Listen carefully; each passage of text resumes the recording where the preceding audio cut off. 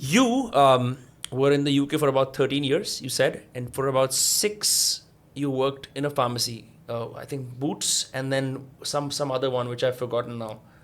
Yeah, so I did my pharmacy degree in the UK. I did my research after that. And then I wanted some work experience in the UK. So I joined community pharmacy because I like that interaction with patients.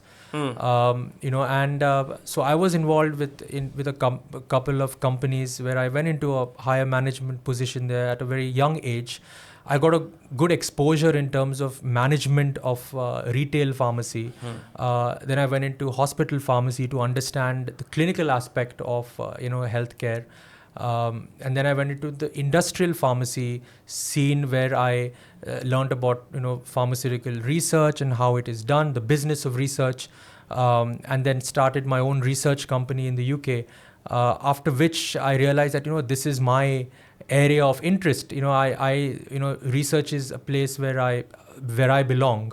So that is my journey, and then I moved back to India to be part of the family business. And yeah, I mean, here I am. Take me inside Boots.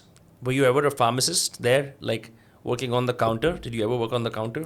Yeah, absolutely. I was a community pharmacist, as they say in the UK. Okay. So I used to work on the counter. I used to dispense prescriptions. I used to carry out a lot of clinical service as well. Like I used to run a smoking cessation clinic. I used to run drug misuse clinics there as well. Talk to me about this. This is so fascinating. So you were behind the counter, and all kinds of people in London are coming to you for medicines and whatnot. Some strange, some unique encounters that perhaps changed the way you looked at the world, because all kinds of people come there. Some homeless people come there, some very ill people come there, some genuine regular patients come there. And as a pharmacist, you also have to deal with the stresses and tensions of the job, the dynamism. Yeah, it was, I think that experience really taught me about getting involved with patients. If you want to watch small segments of the podcast, subscribe to Dostcast Clips.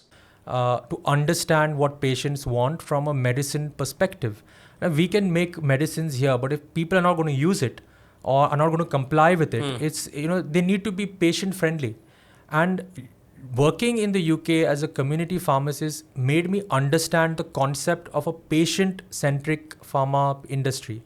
I realized that we need to understand what patients want. So I was advising as a pharmacist patients on a whole range of conditions, and then obviously if I couldn't, we used to recommend them to a doctor. So there were some very interesting incidents. I remember once when I was training, I used to work in a Boots pharmacy in St. John's Wood in London. And one day an elderly looking gentleman came for something, I'm not going to disclose for what. And I was talking to him, I served him, and I was very nervous because that was one of my first few days in the job. And then after he left, I realized it was Paul McCartney. And I was like, oh my God. And that's crazy. One of the pharmacy assistants there said, do you know who he is? And I said, no, because I was so much involved in my work. And I was like, oh my God, I was talking to the big man himself, the Beatles. So it's like that got me really excited. So there was one kind of incident where I can not forget, So yeah, like that, there were many others also. I've also talked to a lot of drug addicts who used to come to the pharmacy for their methadone supplies. In the UK, they have a drug misuse service like that. I've been involved in people who used to come to give up smoking.